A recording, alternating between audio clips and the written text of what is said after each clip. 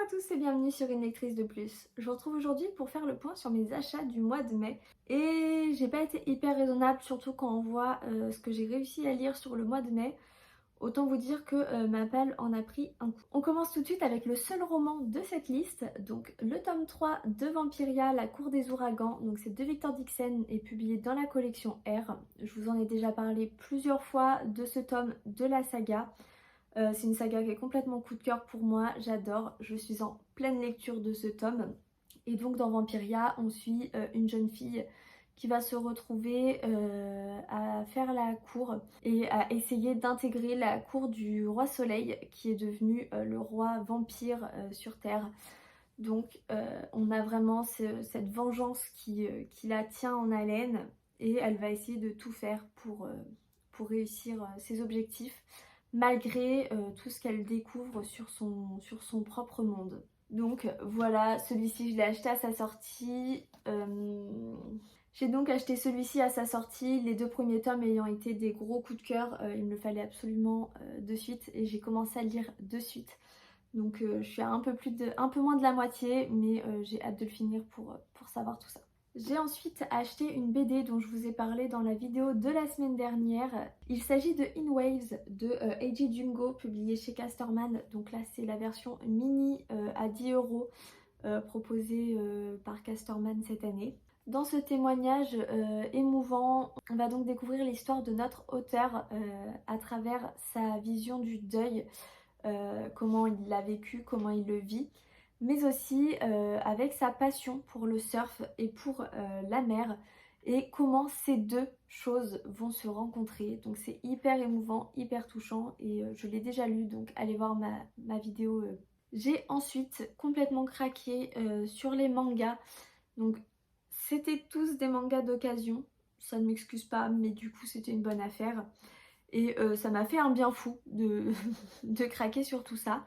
J'ai donc commencé par acheter la saga Alpi the Soul Senders. C'est de Rona et c'est publié chez Kiyun dans la collection Seinen. Donc j'ai acheté carrément les 4 premiers tomes. Il y avait les 4.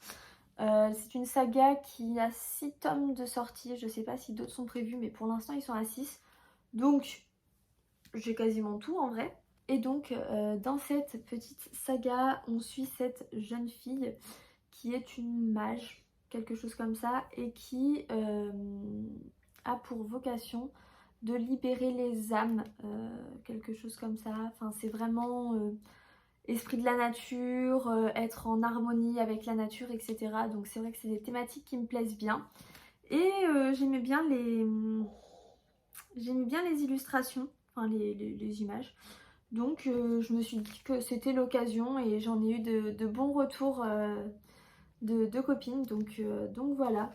Donc juste pour voir les couvertures, on a le tome 1, le tome 2, le tome 3 et le tome 4 qui fait un peu peur. Et là, à ce moment-là, quand on voit ça, on comprend pourquoi c'est classé en seinen. J'ai ensuite acheté le début d'une autre saga qui est Terrarium. Donc c'est de Yuna Hirasawa, je crois. Et c'est publié du coup chez Glénat et c'est pareil, c'est dans la collection Seinen. Donc là j'ai les 3 premiers tomes. Donc si vous voulez les couvertures, ils sont super jolis. Et là moi ça me fait un peu penser au dessin animé Wall-E, puisque on parle d'une terre qui serait dévastée. Enfin d'un monde qui serait dévasté, qui serait habité par des petits robots qui essayent de la réhabiliter si j'ai bien compris.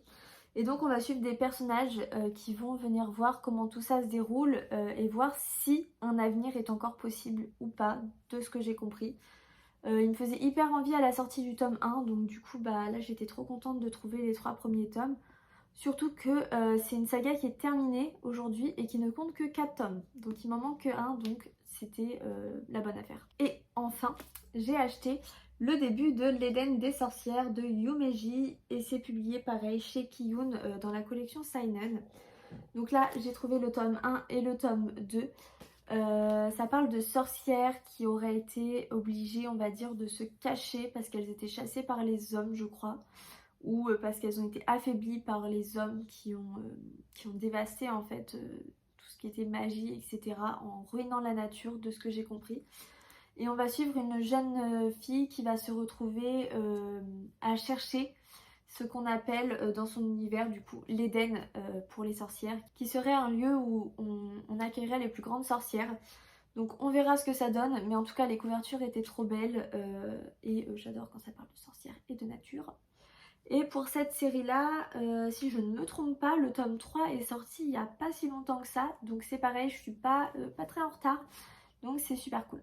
Et voilà, j'ai fait le tour de mes achats du mois de mai.